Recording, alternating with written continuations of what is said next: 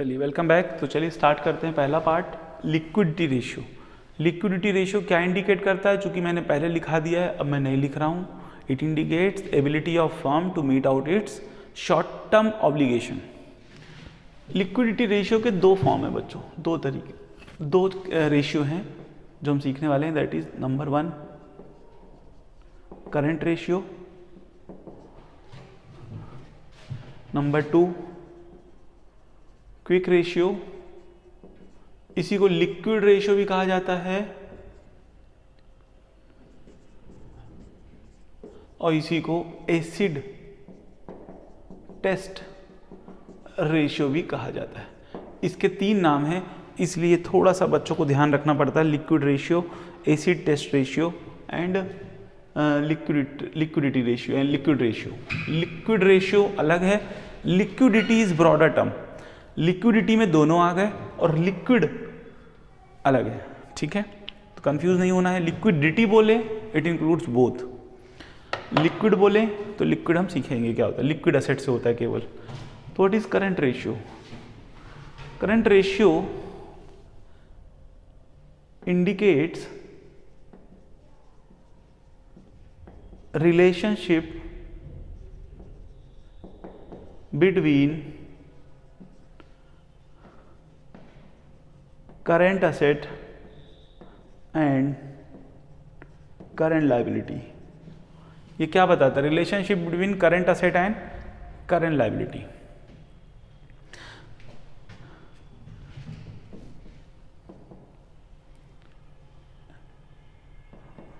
That how a business can meet out its current liability from current assets। ठीक है, ये बताता है कि किस तरीके से अपनी करंट लाइबिलिटी का मीट आउट करंट असेट से कर सकता है बिजनेस, कितने टाइम कर सकता है, उसका रिलेशन बताता है। ठीक है, और क्या बताता है? दिस इज फॉर्मूला अगर मैं बात करूं तो current ratio is equal to current asset upon current liability. तो व्हाट इज करंट रेशियो? तो इसका फॉर्मूलेशन हो गया कह लीजिए, या इसको कैसे निकालेंगे? Current asset upon current liability. ये प्योर रेशियो के फॉर्म में होता है 2:1, 3:1। ठीक है, यानी 1 रुपए को पे करने के लिए हमारे पास 3 रुपए पड़े हैं तो 3:1, 1 रुपए को पे करने के लिए हमारे पास 2 रुपए पड़े हैं तो 2:1। तो दिस इज करंट रेशियो। अब बताता है what is current asset. Class 11 में पढ़ा है सबने। तो व्हाट इज करंट असेट, ये भी एग्जाम में पूछा जाता है क्वेश्चन वो एक्सटर्नल द्वारा। What is current asset? The asset, current asset is the asset which is held into business, या बिजनेस में पड़ी हुई हैं इन कैश और कैश इक्विवेलेंट। अब आपने पढ़ा हुआ है इक्विवेलेंट क्या होता है?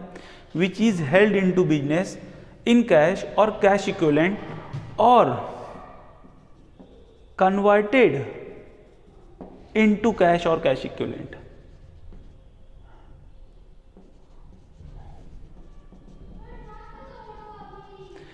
या तो ऐसी असेट है जो कैश या कैश इक्विवेलेंट के फॉर्म में बिजनेस में पड़ी हुई है, या फिर कोई ऐसी असेट है जो कन्वर्ट हो जाएगी कैश एंड कैश इक्विवेलेंट के फॉर्म में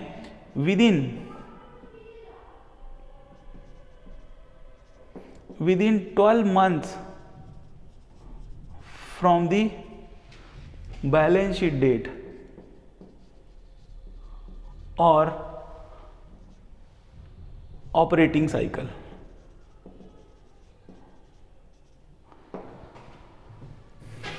बस ये आपसे पूछा जाएगा what is current asset, what is liquid asset, बनना चाहिए डेफिनेशन। तो अगर आपने ये बोल दिया तो एग्जामिनर मानेगा कि आपने पढ़ाई की है। नहीं बोला तो नहीं की है। जैसा आप रिप्रेजेंट करेंगे वहाँ पे अपने आप को, वैसा ही आपको समझा जाएगा। तो मैं जो आपको बता रहा हूँ बस आप उसको पढ़ते जाएं।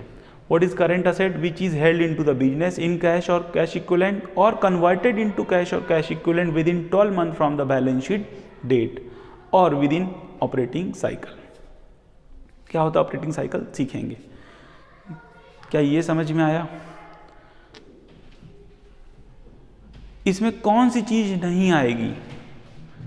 एक्सक्लूड क्या करना है जो इंपॉर्टेंट है, एक्सक्लूडिंग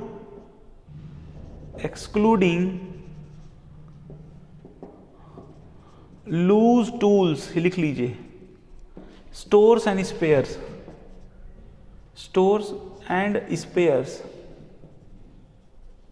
फ्रॉम इन्वेंट्री। इन्वेंट्री यानी स्टॉक होता है, सबको पता है, नहीं दिख रहा है क्या? लिख लीजिए, अब दिख रहा है।